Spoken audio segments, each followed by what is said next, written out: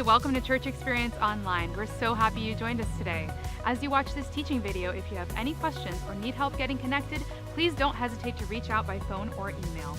Also, our website is the best place to go if you would like to access helpful Growth Steps resources, join a serving team, connect in a life group, get your questions answered, or support this movement financially by giving online. At the end of this teaching video, you'll hear one of our Church Experience original worship songs, and we hope that gives you an opportunity to worship and reflect on what you learned. Thanks again for joining us at Church Experience Online.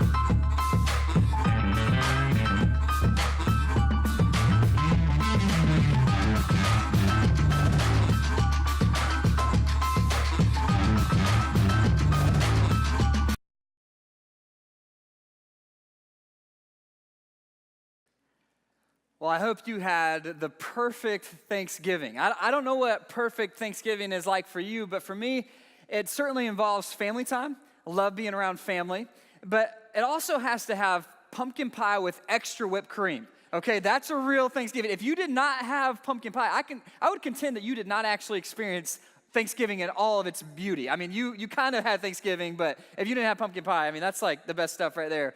And so family time, pumpkin pie, and of course, you got to throw in the turkey and all that stuff, and that's good. But I think probably for me, one of the things I'm getting used to now after growing up for a lot of years in Michigan, now in Florida, this is my fourth Thanksgiving in Florida, is I think warm weather now and palm trees is becoming a staple part of Thanksgiving that much of the rest of our country does not get to experience. You know, I was reminded of this. I saw just a passing glimpse of a football game, and the guys were on the sidelines huddled up together, and they're freezing, and they got these head things on. They're so cold, and I'm just looking at that, and I'm looking around at the palm trees in the warm weather. I'm like, why would you do that on purpose? Like, this is great. I love tropical Thanksgiving. It's just a whole nother level of thankfulness. You know what I'm talking about?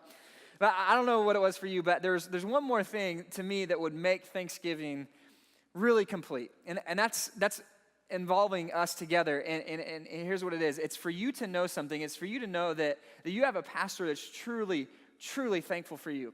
I really am. This church, I look around, and it's becoming more this way with every passing year. Now that we have a little bit of history and we're approaching our 3-year anniversary, you know, I have stories now. I've been with you in different times. I've had conversations with you. Many of I've got to know you. Some of you, I'm just getting to know you, and I'll get to know you in this coming year. And I'm thankful as I look around the room for this incredible group of people. And I just see so many smiling faces. And whether you've been with us a few weeks or now almost a few years, I'm just so thankful for you. And I want you to know that. This is truly a great thing. And Jennifer and I have talked about that so many times. It's just a blessing to be a part of. And I can't imagine if God gives us the health, you know, when we're approaching our 30-year anniversary, to look back and all the stories we had together and all the God things that we got to be a part of. But I'm thankful, and I want you to know that. Well, as we prepare for this last week in this teaching series, I want to actually talk about what's going to happen next Sunday. Next Sunday, we're going to launch a new teaching series called Intentional Christmas. And it is the Christmas season's coming. It'll be December, and I'm really looking forward to this. We got a lot of great things planned, and I just think it's going to be a special, meaningful, and impacting Christmas season for us, and we're looking forward to that. But today, we're going to jump into our final week of this Flippin' Out teaching series. We've been studying through the book of Philippians, and we want to wrap it up today by, I'll get to be a part of this here at the end, but I want you to hear from a guy who has impacted my life so significantly, more than almost any other person outside of my own family, and that's Pastor Kevin Myers from 12 Stone Church. We're in a partnership with them, and PK has not only significantly influenced my life, but he's generously impacted church experience from day one when we started as a church. He's been there and continues to be there in support of us, and so I wanted you to hear from him today in this final week, chapter 4 of Philippians. Let's grab our notes, and let's jump in. Now, it was several years ago that I was in a racquetball match for the championship. And I had a problem. The problem was I'd never beaten this guy before. You see, his game was finesse with soft kill shots. My game was fast with hard kill shots.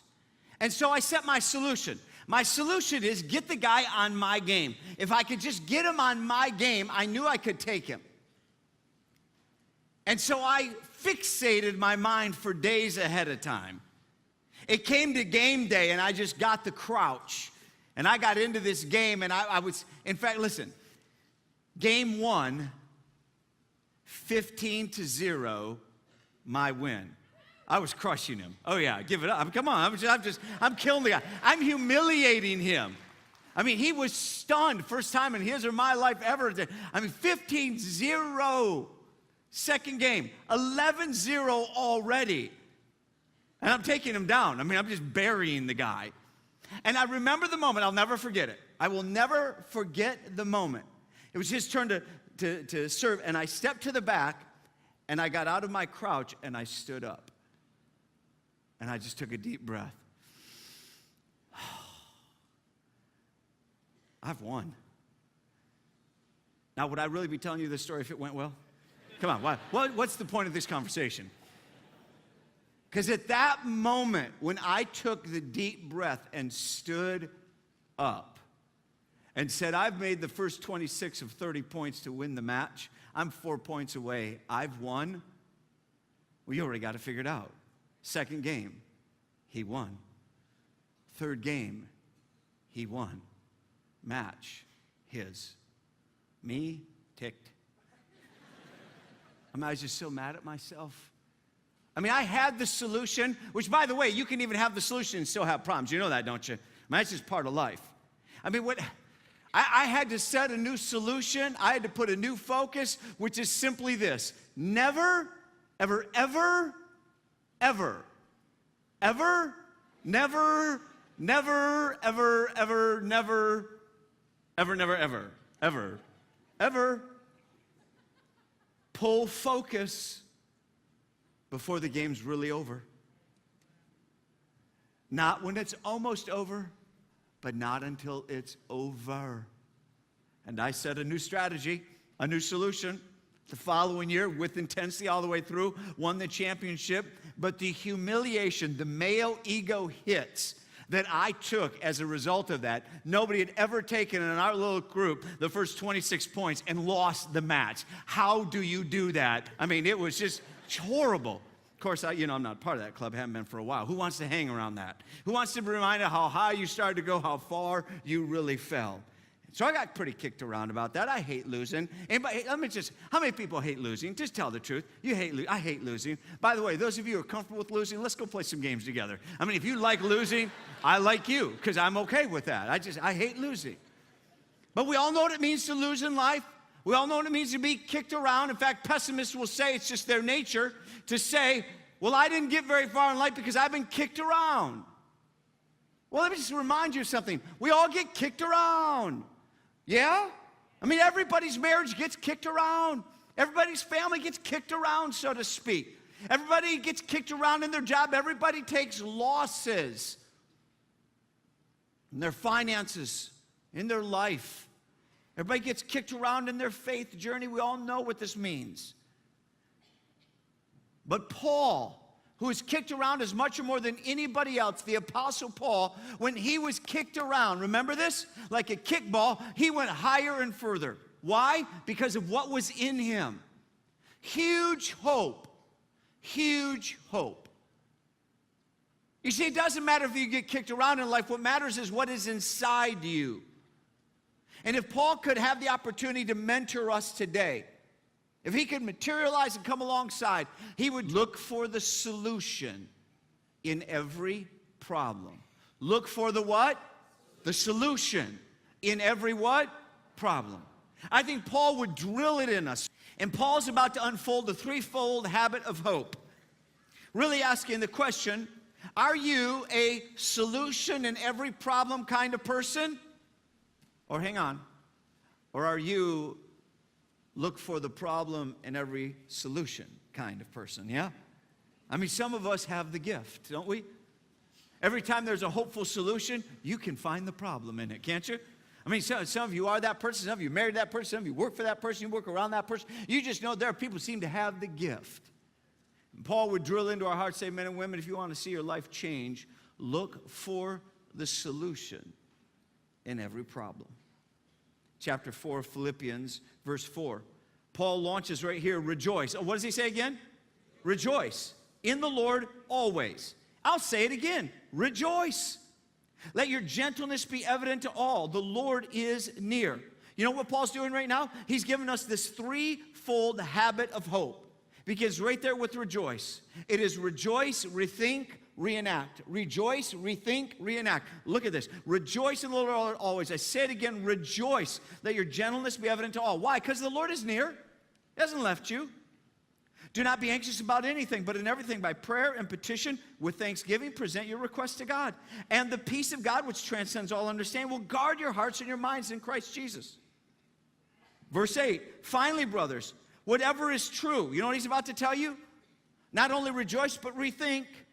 Whatever is true, whatever is noble, whatever is right, whatever is pure, whatever is lovely, whatever is admirable. If anything is excellent or praiseworthy, think.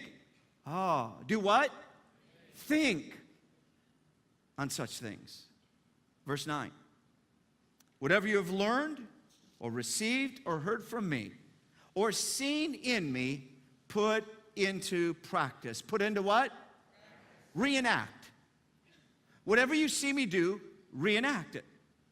If you will rejoice, rethink, and reenact, well, here's what he says. And the God of peace will be with you. You're not going to do this alone. Simply profound advice. Rejoice. Of the threefold habit of hope, Paul's saying right off the bat, rejoice. In other words, saints, you've gotten right with God in your heart. Now get right with God in your head. And in that he means rejoice. Why? Because you have eternal, eventual, and everyday hope. We have eternal hope. Paul's saying we're the only people that can really rejoice in all circumstance. Why? Because our God is good and our God is in control, which means good is ultimately in control. Therefore, we can rest in confidence that God has it. That at the end, ultimately, we'll be with him in the new heaven and the new earth. We win. Not so with those who are far from God, or as Scripture calls them, the wicked, from Proverbs 11:7. When a wicked man dies, his hope perishes. All he expected from his power comes to nothing. We have eternal hope. We have eventual hope. Our God is not only in control of the eternal, he's in control of the eventual. And therefore, in all things, Romans 8:28, God works together for the good of those that love him are called according to his purpose. So we know that even while we're taking losses, any given season, our God is working things ultimately together for the good. And eventually, you may not see it today, but eventually you will see that. Our God is in control of the eternal, the eventual, and therefore every day I have hope. Every day I can do good works. What Paul did. Because Paul is saying, listen, every day you have a sense of the hope of God being near you, with you, navigating life alongside. He's not left you on your own. And so this gap between the eventual, what has not happened yet that you hope for, and the everyday hope, this gap is where pessimists and optimists live. Practice these habits of hope. Rejoice, rethink, and reenact these very things that I'm training you, says Paul. Rejoice. Now some would say, well, I'll rejoice as soon as God removes all my problems. Some are still convinced. I don't know how. I don't know what Bible you're reading. I don't know where you're getting the idea that if God is with you, your life will be problem-free. Where are you reading this? I mean, people keep saying, well, I don't know where God is. I have problems. Where does it say that the evidence of the presence of God is an absence of problems? That's us. It's not him. I promise you, it's not in here. Jesus said, John 16, said to his disciples, so they would never buy this lie. He said, in this world you will have trouble. But be at peace. Be at rest. Carry huge hope because I've overcome the world. It's okay.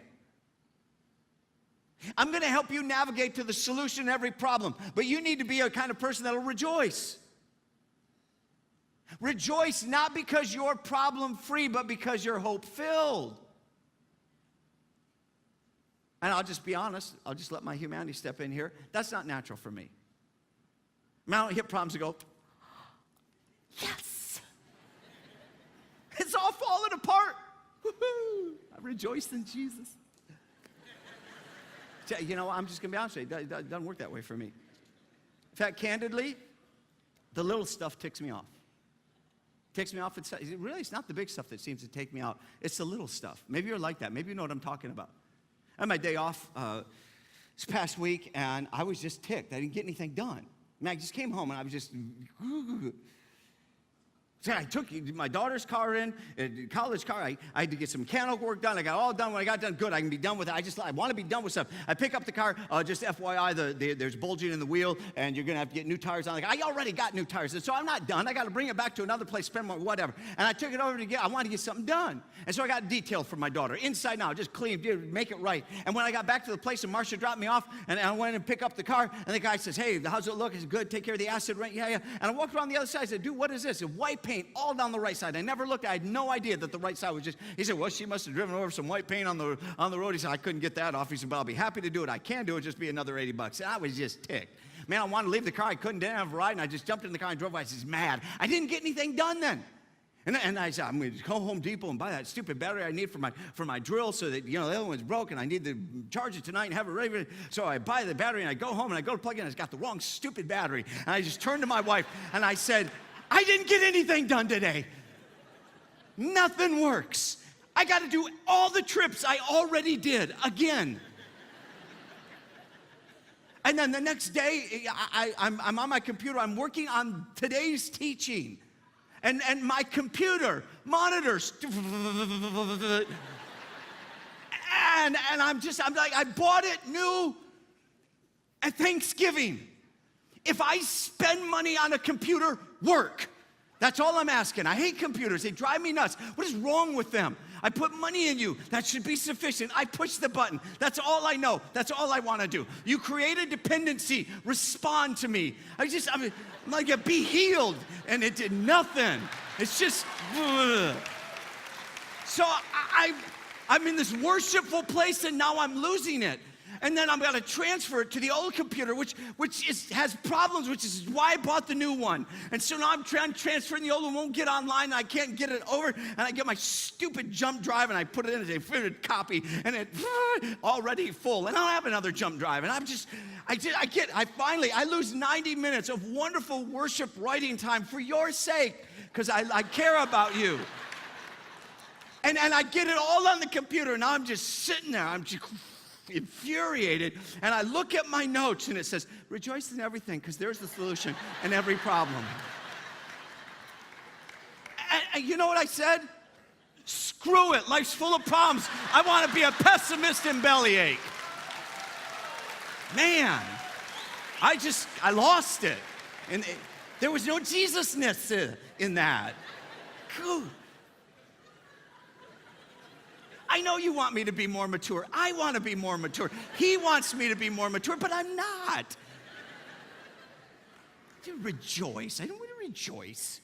It's ticked. And so when Paul says rejoice, he means in the little, and by the way, and in the big stuff, because, listen, rejoicing is not an emotional response. It is not natural. Hear me, hear me, hear me.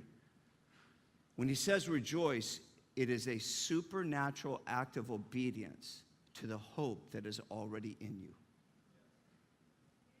That's what it is. It's not just, thank you, Jesus, I love problems. It's not an emotional high. It's an act of obedience. That's why Paul drills the second thought. Not merely rejoice, but rethink. In fact, I can hardly get to rejoice without rethinking. Look what he says. Verse 8. Finally, brothers, whatever is true, whatever is noble, whatever is right, whatever is pure, whatever is lovely, whatever is admirable. If anything is excellent or praiseworthy, think. Do what? Think about these things. Paul's saying, I want you to rethink this. See, saints, now that you've gotten right with God in your heart, get right with God in your head. Every day you have about 50,000 thoughts. Captivate them, capture them, realign them, rethink them, and fixate on these things. What is pure? Fixate on it. Look at the problems of your life and begin to put your primary attention on what is pure, lovely, admirable, noble, true, right. Why? Well, this is worth writing down. Are you ready? Because what you fixate on, you tend to get. Just drop that down. What you fixate on, you tend to what? Listen, where you put your primary focus is what you tend to get. And I can say it this way. What you fixate on, you tend to hit. That's how we'd say it in the motorcycling world. Many of you know I love to motorcycle. And I just want to tell you something. One of the discipline requirements if you're going to be a motorcyclist is the discipline of what they call target fixation. It is an absolute requirement because when you're riding, your eyes always see the problems. You're drawn to the problem, the dead animal in the road, the pothole. And literally, do not fixate on the pothole because if you stare at it, you're going to hit it. It is actual discipline of your thoughts to look to the other side of the pothole, the other side of the dead animal, the thing that flipped off the truck in front of you, the accident that's happened in front of you. Don't look at the accident, the people, or what's happened. You have to look at the solution that is to the other side of the problem, and your bike will go right through it. But if you stare at the problem, your bike will hit it. Here, let me help you. Let me give you just a little video of one example of a chase cam at a California racetrack that just reminds you where you fixate, your bike will go. Check it out.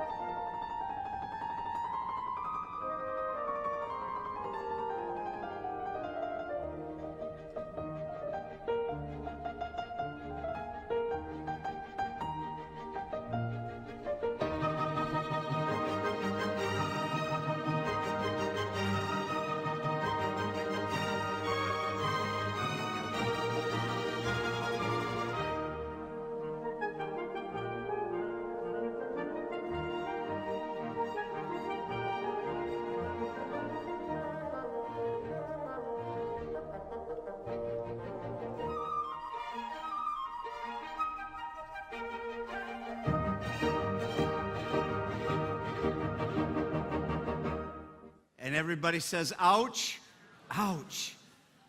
And you know what? You could tell, you could see that the guy riding the chase cam bike was watching the accidents where his focus was on the problem.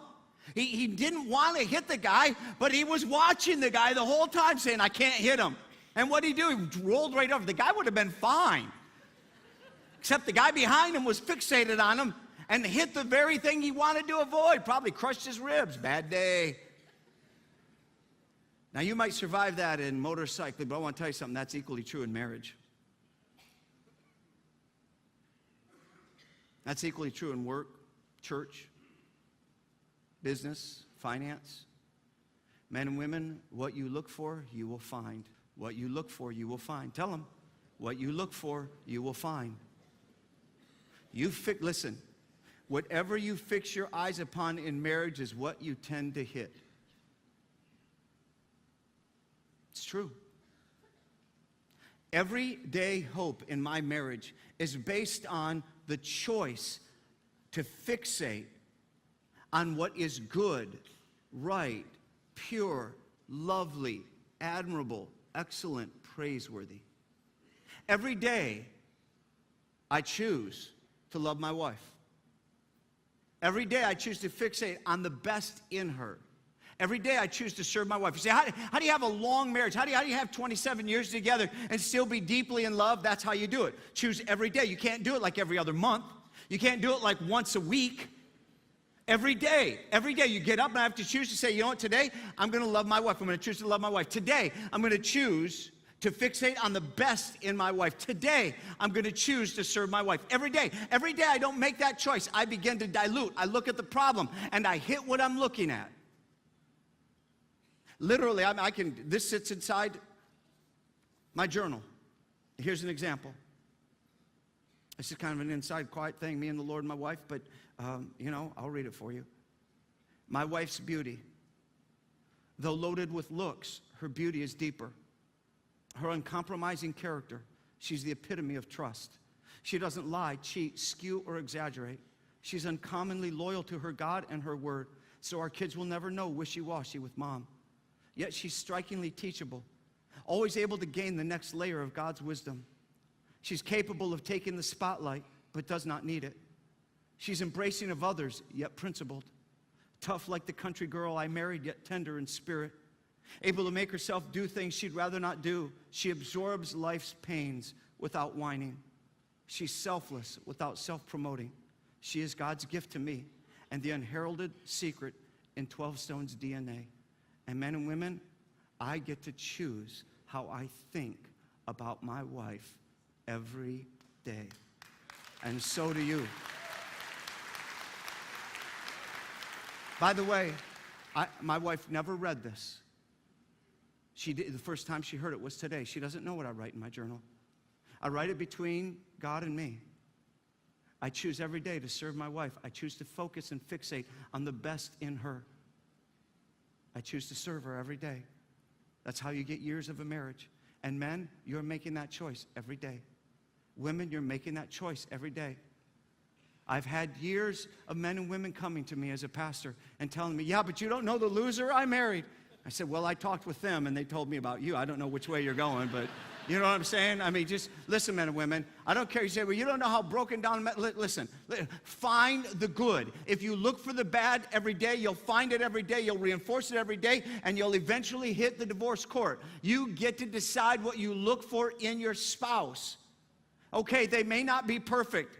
Unlikely that they are. But even a broken clock is right twice a day. Find when they're right. Give them that. Give them something. I mean, you chose each other. Fight for each other. What if your marriage is no better than what you fixate on? What if it's that simple? And it is. Paul is saying by the power of Christ, wake up. How you think designs, defines, and determines your destination. Capture your thoughts. Rethink them, get them in line. Think on these things. Whatever is pure, whatever is lovely, whatever is admirable, noble, true, right. If there's anything excellent and trustworthy, think on these things. And that applies to work. At work, you're deciding every day what you fixate on. And by the way, what you fixate on, you tend to hit at work. See, every day I can choose to do my best work. Every day I can fixate on the best of our company and our customers. Every day I can fixate on getting us to the next level. Isn't that true? Isn't that true? And the people who think like that tend to rise in work. They go higher and further. And those who are looking for the worst in their boss and the worst in their teammates and workmates tend to find it. Find themselves in little coffee moments, criticizing, undermining, destroying, looking for the worst, and listen, and adding to it.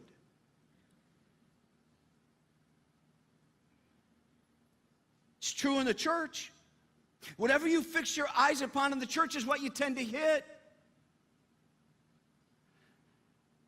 I heard a guy say that 12 Stone is too large and not as friendly as it used to be. He was leaving the church, and so I had a few moments with him. I said, explain to me why you're leaving. He said, well, I decided that we're just not as friendly as we used to be, and we're too large. I said, well, how do you know this? He said, well, I decided a few Sundays ago to test it. I said, let me see if I got this right.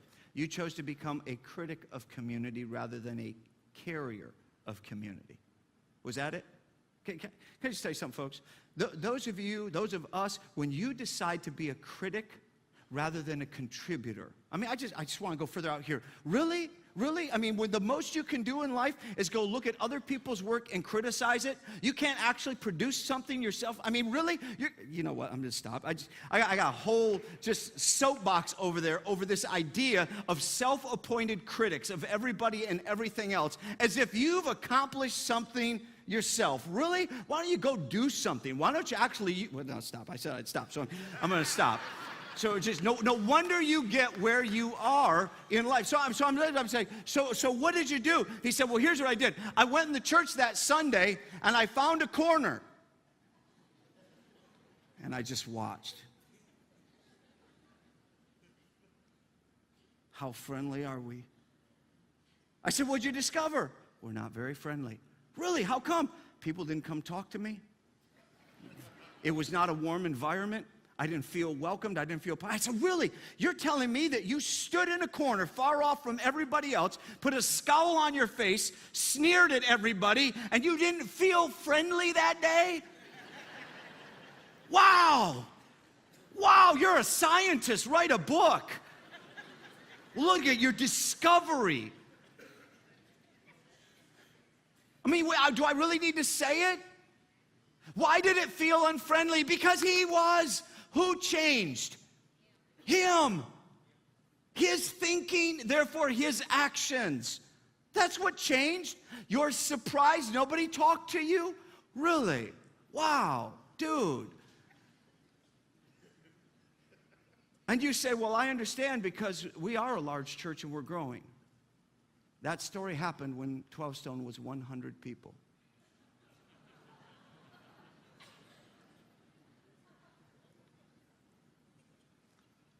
You see, people go hopping all over the place looking for the right church. Can I tell you something? If you would just be the right person, you'll have no problem finding the right church, because a church is nothing more than people. You listen, you want to be a part of a church that loves God and loves others, who should you be? You thought, some of you are like, I don't know, I didn't study that question. Is that open book test? Let me help you. If you want to be a part of a church that loves God and loves others, you should be a person who what? Loves God and loves others. Yes, you got it right. Awesome. You want to be a part of a church that reaches people who are far from God, loves them, reaches spiritually unresolved people, you be that person. You don't show up and say, well, how many people are reaching for Christ? I don't know. How many did you reach? Who are you praying for? Who are you investing in? I mean, when Easter comes, people say, oh, I want to come and see the crowd. Don't come see the crowd. Bring the crowd. You are God's messenger to the world around you. If you care about lost people and you example that through your life, all of us will end up being a place and a people who care about lost people, and then God gets to deliver his message of love. So you bring them, you invest in them, you invite them, yeah? That's who you get to be. Listen, maybe you're not getting it. People run around looking for the perfect church. Can I just, why? Why? If you find it, you can't join it.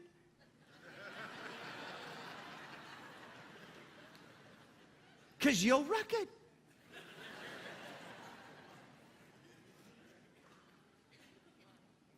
And you walk into the church every weekend you walk in, either looking for what's right or what's wrong.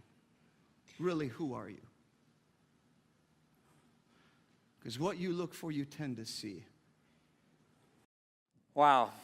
What you look for, you will find. One of the times that PK mentored me, he shared with me another phrase that was very similar that's helped me a lot in life. He says, what you prioritize, you tend to pull off. So whatever it is that you're looking for, whatever it is you're going after, whatever is the focus of your life, that's what you're going to find. So what are you looking for? What are you looking for? Well, as we wrap up this chapter and wrap up this teaching series, I think there's one final layer, and you'll see there's one final space in your notes if you're taking them today. One more place to go, and it's really a secret that Paul gives away. Paul, the author of this letter, inspired by God, he gives us all these incredible secrets to living life to the full in Jesus. And he wraps it up with literally saying, here's my secret. And of all the things that I've been through, good and bad, here's my secret. And it's found in verse 12 of chapter 4. He says, in verse 11, he says, I know I'm saying this, I'm not saying this because I am in need, for I have learned to be content whatever the circumstances. I know what it is to be in need, and I know what it is to have plenty. I have learned the secret of being content. So the secret of being content in any and every situation, whether well-fed or hungry, whether living in plenty or in want. I can do all this through him who gives me strength. So everything that I'm going through, and the good and the bad, when I'm living in plenty or in want, whether I'm well-fed, it's Thanksgiving, or I'm in need and I'm hungry. He says, and everywhere in between, I've learned the secret of being content, of being satisfied, of being full, of experiencing a full life. It's that life is grounded in Jesus. That's the secret. Jesus is my strength. And in your notes, maybe you want to write this down, I can because he is. See, that's the secret. I can do, you fill in the blank, whatever that is for you, whatever it is that you need to do. I can because he is. I can because he is. So I can overcome because he has overcome the world. I can find peace because he is my peace. I can have joy because he is my joy. I can get through it because he is my strength. You see what I'm saying? So whatever you look for, you find. And when you're looking for Jesus, you find whatever it is that you're looking for. That's really the answer to all of it. That summarizes this whole book of Philippians, is what you look for, you find. And when you're looking for Jesus, you find everything. You find everything you needed. So let him be first. Let him be greatest in your life. And when he's first and when he's greatest, you'll find that that's all you need. And then he fills everything else up. But look for Jesus. And when you're looking for him in the storms, on the mountaintops, everywhere in your life, when you look for him, you'll find him and you'll find exactly what you need. Because we were on the road for our Thanksgiving trip, we were actually on the road the evening of Thanksgiving. And so we found a restaurant that was open and they served a Thanksgiving meal, and we'd sat down at this table. We'd never been to this restaurant before, never even heard of it. And we had sat down at the table and they were serving up the kids' meals and mom and dad, and everybody's kind of trading food, and we're just having some good family time at the table. And we get to the end of the meal and everyone's feeling full and we're happy and we're enjoying the moment. And the waiter says something very unexpected to us. He says to the kids, he says, did you know that you get to keep your plate?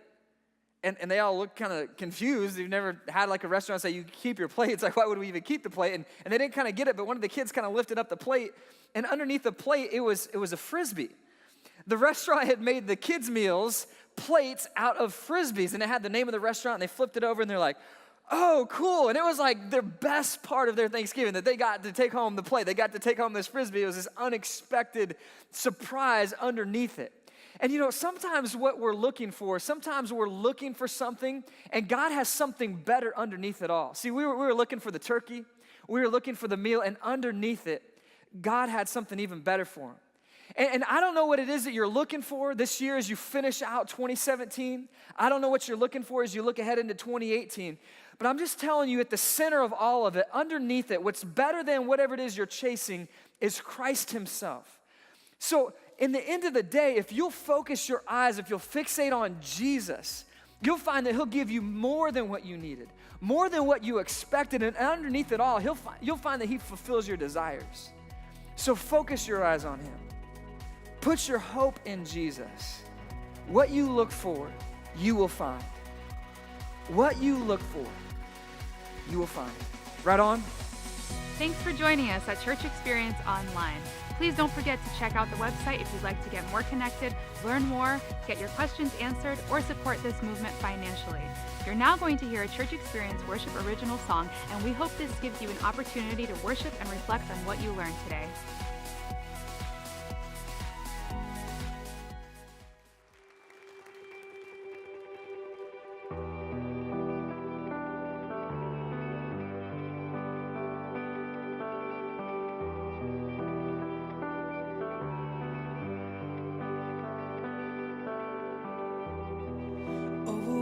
In the battle, heading to defeat, holding on to the promise, you fight for me.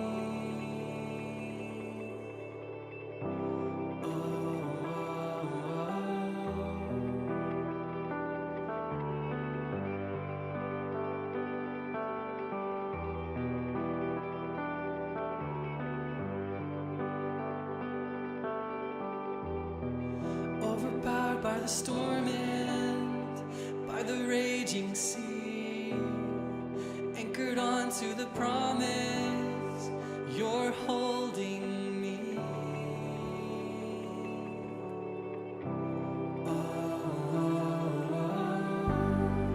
Your love is strong, you've broken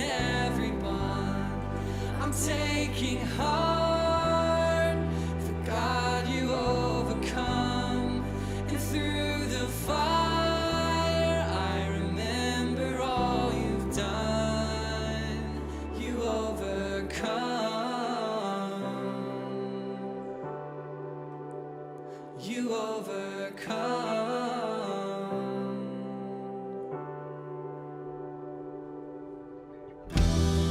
Climbing over the mountain, waiting for relief, holding on to the promise, you walk with me. Oh, oh, oh. Your love is strong, you've broken every bind. I'm taking heart, for God you overcome. And through the fire, I remember all you've done. You overcome.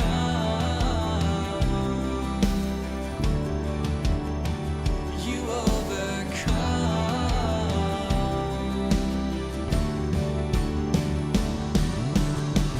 The victory is yours, forever and ever.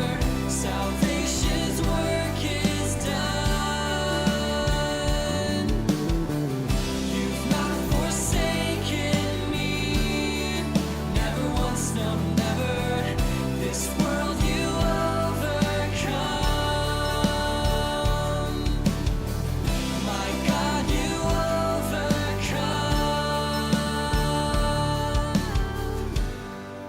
Your love is strong, you've broken every bond. I'm taking heart, for God you overcome. Your love is strong, you've broken every bond.